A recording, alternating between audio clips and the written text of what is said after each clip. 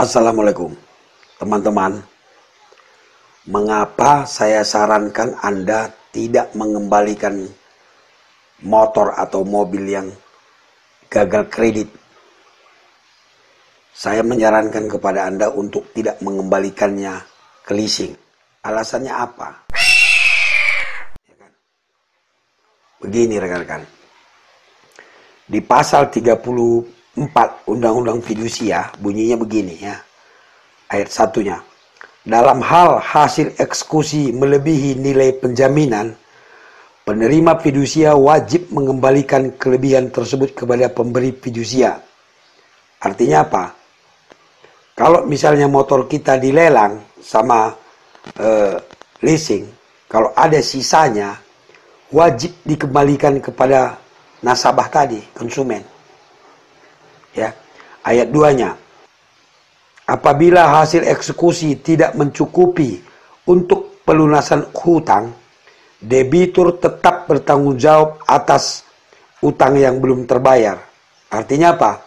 Kalau hasil lelang motor tadi, uangnya tidak mencukupi untuk membayar hutang kita ke leasing, kita wajib tetap melunasinya.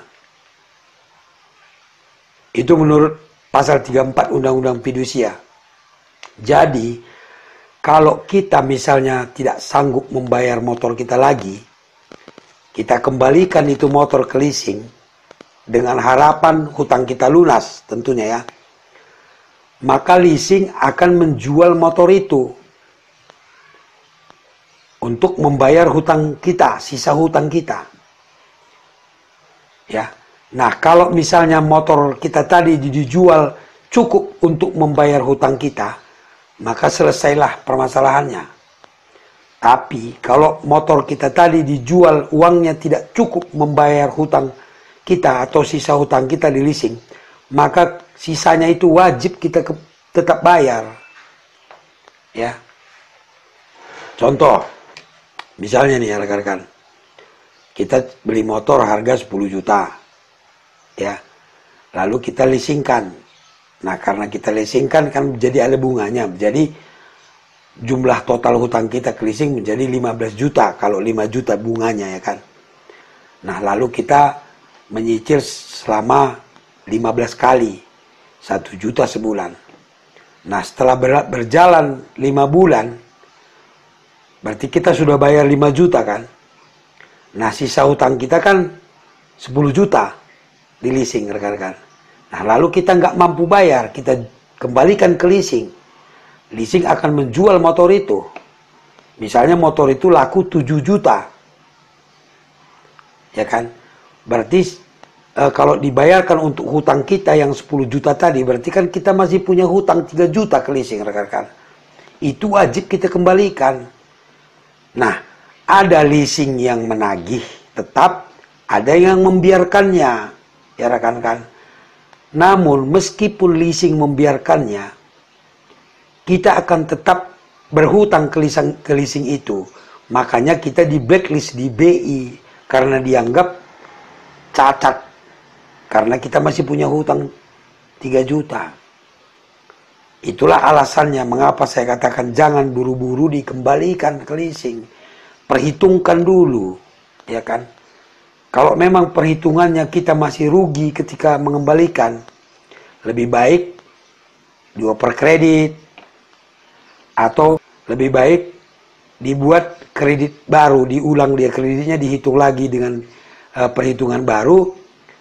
Kita minta kepada leasing supaya perpanjang masa leasingnya, masa kreditnya, cicilannya dikurangi gitu. Itulah contohnya misalnya kalau kita mau cari jalan terbaik. Kalau kita kembalikan, ternyata hutang kita belum lunas. Gitu dia. Ya, jadi banyak teman-teman yang mungkin masih belum paham, ya kan. Jadi intinya rekan-rekan, leasing akan tetap memperhitungkan hutang kita meskipun kita kembalikan motornya atau mobilnya. Jadi sebelum dikembalikan, hitung-hitungan dulu kita. Apakah cukup membayar sisa hutang kita atau tidak.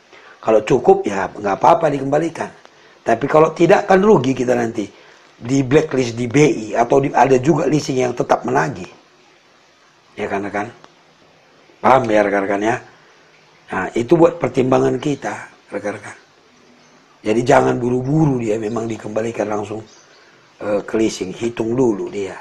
Ya, mudah-mudahan ini rekan-rekan paham. Tidak bertanya-tanya lagi kenapa mesti ada juga yang mengatakan kalau kita kembalikan lunas hutang kita, belum tentu, hitung-hitung dulu dia, ya kan?